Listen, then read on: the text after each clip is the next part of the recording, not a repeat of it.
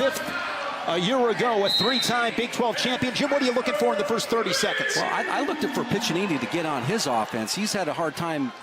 He puts up a lot of points, but he's looking to go ahead and get his offense going, and gets right into it. Just as we talked about there, gets right into a low shot. We'll see if he's able to keep his ankles free. Improve here. Right.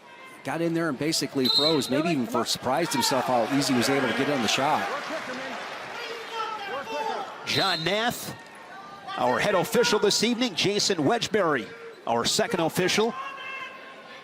Spencer Lee this season 14-0. Oh, nice job by Lee following up with that snap. Got a great position. See how Piccininni was able to go ahead and fight that wrist for a while, but no, that's the power and the strength. When Lee gets a hold of something, he just brings it so easily. His pulls into his rib cage and his torso right there. He just squeezes things. He's working against a man's legs, and he just squeezes as hard as he can and gets that takedown. And he is well aware what Spencer Lee does on top. What are you looking for here off a whistle? Well, I'm sure that they spent a lot of time in the down position, off season, regular season last year. You notice how he went for that good little turn his hip right there.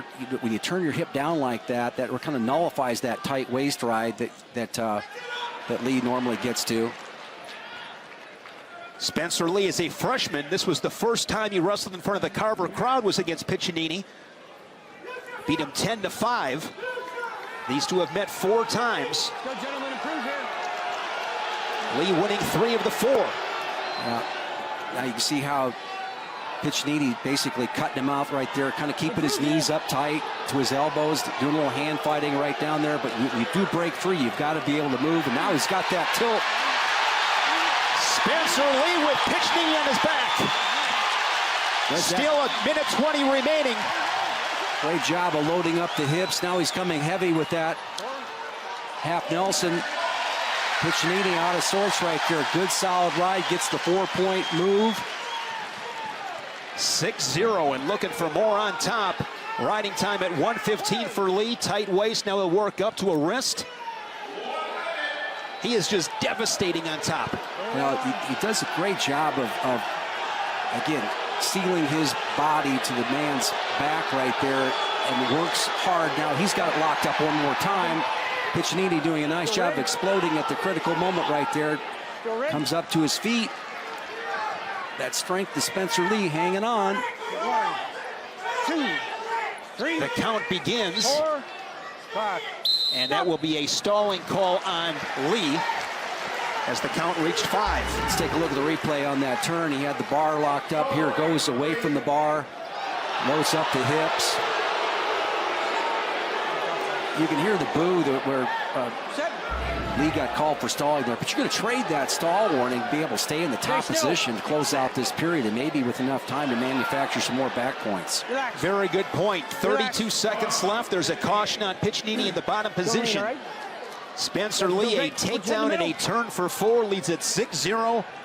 Familiar recipe for the 2-time national champion, Spencer Lee.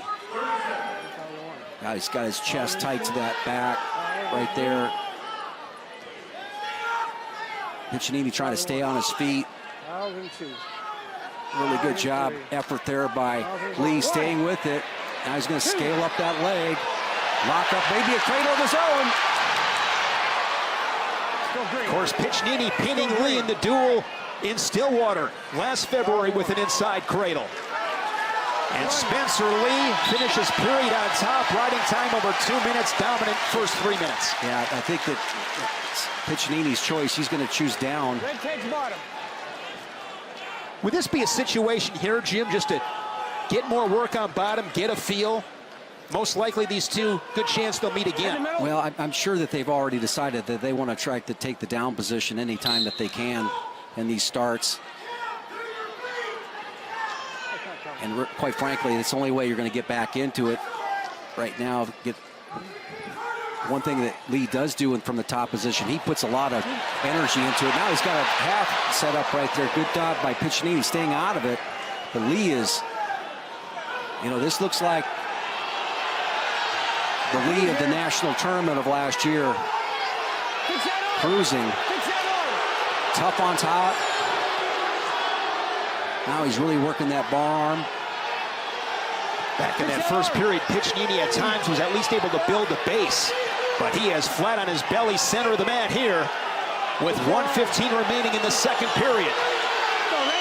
Riding time over 3 minutes. There's a stall call on Piccininni. Yeah, I don't see that. All right. Survival mode. Yeah, well, he's also building back up to his base quite a bit off of that position. And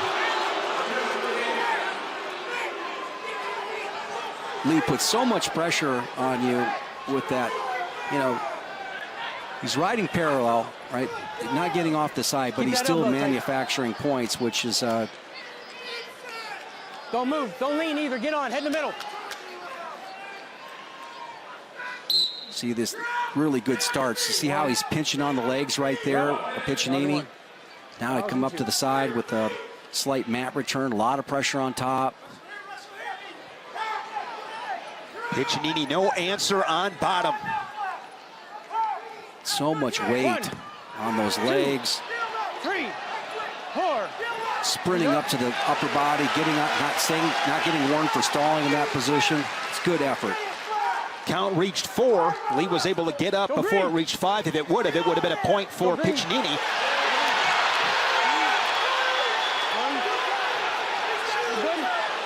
It looked like the official wasn't really in position, but he looked like he waved a couple of back swipes there. They're going to confer on it with, yep, he's going to give the 2 points. Too near fall for Spencer Lee. Jim, you speak about it all the time. Those little things that win big matches. One of those, rustling at the edge. Yeah, it's just, I think Piccininni, that was just all Spencer Lee there. So tight on his opponent. And, you know, the effort that he put in to stay with him and chase him there and not giving up the stall warning. You know, that's a lot of effort to get that last set of back points, but it paid off. Inside of 10 seconds here in this second period. Look at that, 4:03 of riding time. Get out of that grip. Get out of that grip. Improve.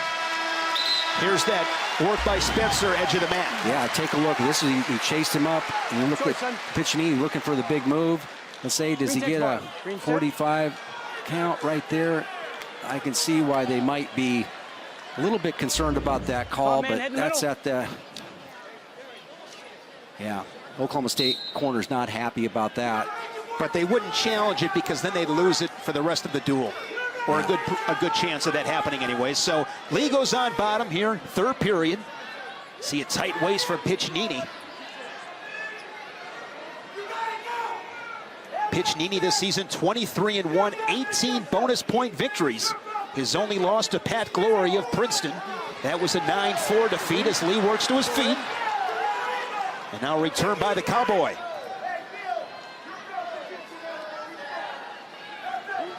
Piccininni really taking some gamble here right now, rolling up over the top with that wrist roll. Take a look at Terry Brand's going. And now the count there's Terry. He's really riled up here. Take a look at Terry. Second stall call on him, a point for Lee. Head and heart. Really trying to exert his guy on here from the bottom position. He wants the scoring to continue. Riding time locked up for Spencer Lee. There's an escape.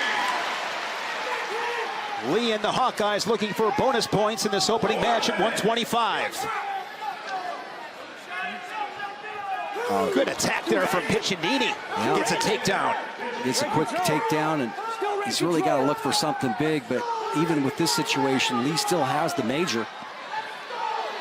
You're neutral. You're neutral.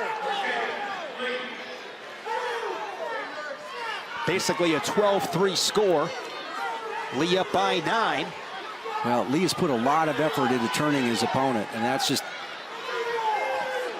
a lot tougher calories to put out there when you're trying to crank a guy over the way he does.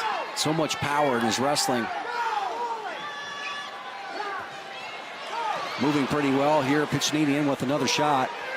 Takedown here for Piccininni would keep this at a regular decision.